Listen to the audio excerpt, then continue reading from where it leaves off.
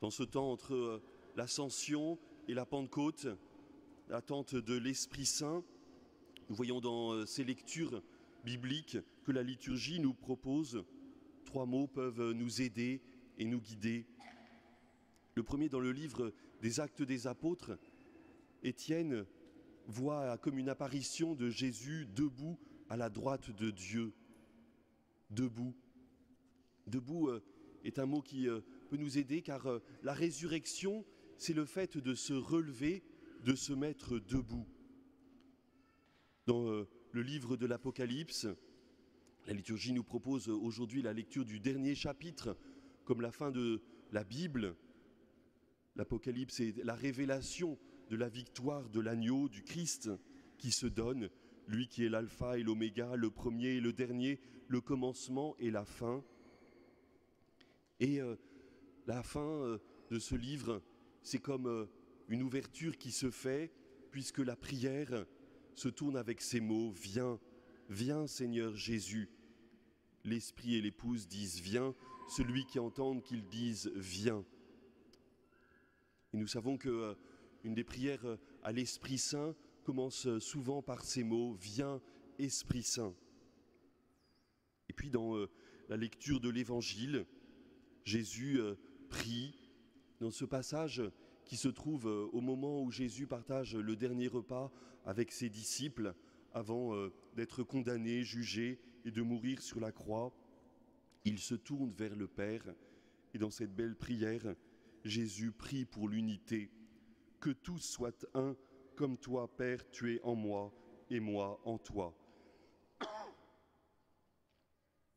Unité qui est le fruit de l'amour, amour qui unit le Père et le Fils, Dieu et Jésus, amour que Jésus nous invite aussi à recevoir et à vivre pour être dans l'unité. Alors, d'abord, cette attitude d'être debout, le Christ ressuscité, la résurrection, mais Jésus debout, elle est une grâce qu'il reçoit. C'est Dieu le Père qui le ressuscite.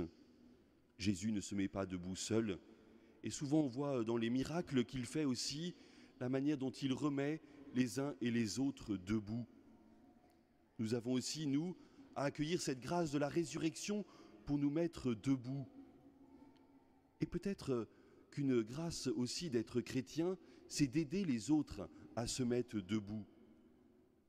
Étienne, dans le passage que nous venons d'entendre, n'est pas vraiment debout parce qu'il est accusé et même il est lapidé, on lui envoie des pierres pour qu'il meure. Mais il prie le Seigneur et on pourrait dire en lui, il est debout dans cette attitude vis-à-vis de Dieu. Seigneur Jésus, reçois mon esprit. Et cette prière qui rejoint aussi la prière de Jésus sur la croix. Seigneur, ne leur compte pas ce péché. On pourrait dire par son acte d'offrande, Étienne met d'autres debout. Il y a Saul qui deviendra Paul, qui est là et qui voit cette scène. Et lui aussi va un jour rencontrer le Christ ressuscité sur le chemin qui le mène à Damas.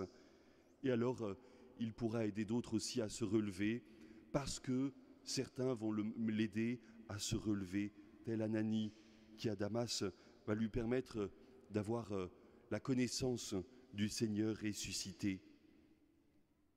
Voilà comment se propage cette bonne nouvelle. Chacun aide l'autre à se mettre debout. Parce que le Christ ressuscité est debout, parce que nous sommes invités nous aussi à être debout et à aider d'autres à accueillir cette grâce de la résurrection. Dans l'Évangile, cette grâce d'unité aussi comme un fruit de l'Esprit Saint. Il y a une unité très forte entre Jésus et son Père. Et tout au long de l'Évangile, on voit comme une révélation de cette intimité. Et Jésus nous invite aussi à partager cette intimité, à recevoir l'amour du Père et à répondre à cet amour aussi en aimant. Pour dire la grâce baptismale, c'est aussi de répondre à l'amour de Dieu en aimant comme il nous aime. Alors ces enfants qui vont être baptisés sont déjà aimés de Dieu, mais ils auront toute leur vie à choisir cet amour à vivre de cet amour, à répondre à cet amour en aimant. C'est l'unique commandement de Jésus qui nous laisse « Aimez-vous les uns les autres comme je vous ai aimé ». Et cet amour donne l'unité. Cette unité aussi, nous en avons tant besoin. Pour nous-mêmes, quelquefois, qui sommes comme divisés, parce que en conflit entre ce que nous pensons et ce que nous faisons, parce que nous avons du mal à nous déterminer aussi dans l'amour. Difficulté aussi peut-être entre nous, en famille ou avec certains de nos proches, quelquefois aussi dans nos pays et dans notre monde. Cette grâce de l'unité, nous en avons tant besoin, particulièrement en ces temps, que nous puissions vraiment demander cela avec force, conviction et foi au Seigneur. Oui, Seigneur, donne-nous cette grâce de l'unité, que ton amour nous rende un, comme toi, avec le Père, vous êtes un.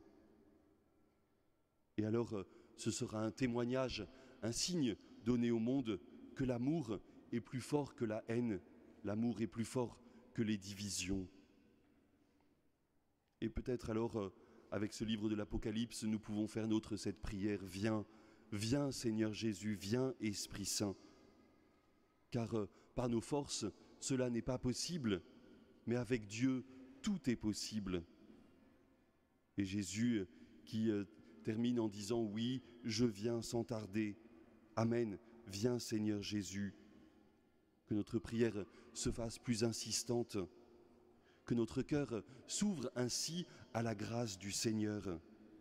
Et je voudrais terminer avec cette prière de frère Roger de Thésée, qui a donné sa vie pour l'unité, l'unité des chrétiens, l'unité pour les jeunes, l'unité des nations. Esprit Saint, qui habite chaque être humain, viens en nous, car tu viens déposer en nous ces réalités d'évangile si essentielles, la bonté du cœur, le pardon, l'amour. Aimer et l'exprimer par notre vie, aimer avec la bonté du cœur et pardonner. Là, tu nous donnes de trouver une des sources de la paix et de la joie. Viens, Esprit Saint. Amen.